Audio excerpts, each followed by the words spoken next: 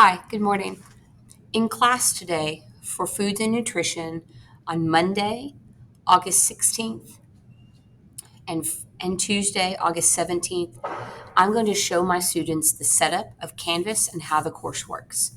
I am making this video to briefly cover what I covered in class as a review or for people who were absent.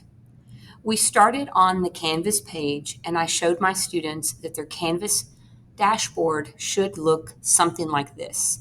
You should see cards for each class. If you don't see this view, then there are some buttons on the right-hand side, and these buttons here will change your dashboard view.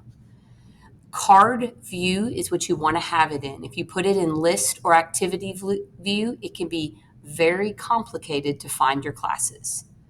Our class is called Foods Semester 1 with my name. Unlike some classes, you do not have what block it is because I have multiple blocks in this class. When you open it, when you open your Canvas class, it is always going to start on the home page. And the home page, which is taking a moment to load, and I'll put this in student view so it looks like what you see. The home page is where you're going to find most all of the information that we're going to use in class. And it is taking a moment to load. I do apologize.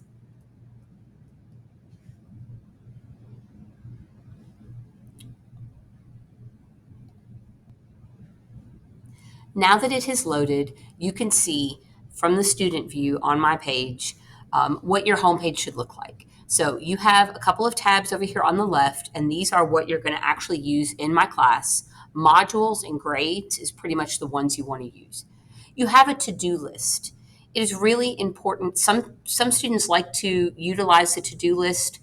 It's really important that you know that you're not working straight from the to-do list. Sometimes you might have more things in the to-do list than you actually need to do because you might have assignment choices and you don't need to do all of them. So it's really important that you go to the home page and you go to your modules. The very first thing we do in class every single day is we check in. Off the home page, you do a check-in. So when you open the check-in, it leads you to a very simple Google form. And on the Google form, this is just your daily check-in. You do this every single day. So the daily check-in asks you simple questions. First name, last name, what class you're in, what your seat number is. And this is the most important right now because of contact tracing, to make sure that if another student goes into quarantine that you were sitting next to or test positive, that we can identify that you also might need to quarantine. So it's going to ask you for your seat number. And then at the bottom, it's going to ask you how you're feeling about class. If you are totally confused and lost, then I'll kind of reach out to you. That way I know right away. It's like raising your hand in class. If you need help with something specific, then you can put it on the check-in. And then I know to help you with something specific. Your daily check-in is for tracking, for our COVID tracking, but it is also to help monitor your attendance. It keeps track of things. I'm a human and I make mistakes. I might have a sub day and the subs might make mistakes. If your attendance isn't taken accurately, this is your verification that you were there on a given day. You also have the hall pass.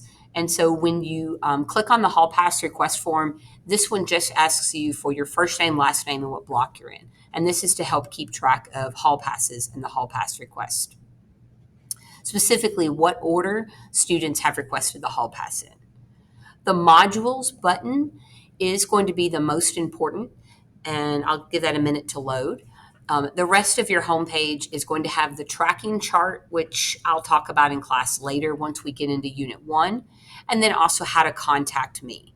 I use talking points instead of Google Voice now, and so I'll take that off the homepage. But this is where your syllabus, my planning, and then my email is through there.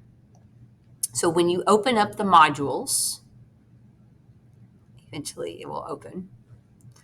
I'm actually going to stop this one here and make a separate little short video, but this video here is just for your Canvas home page.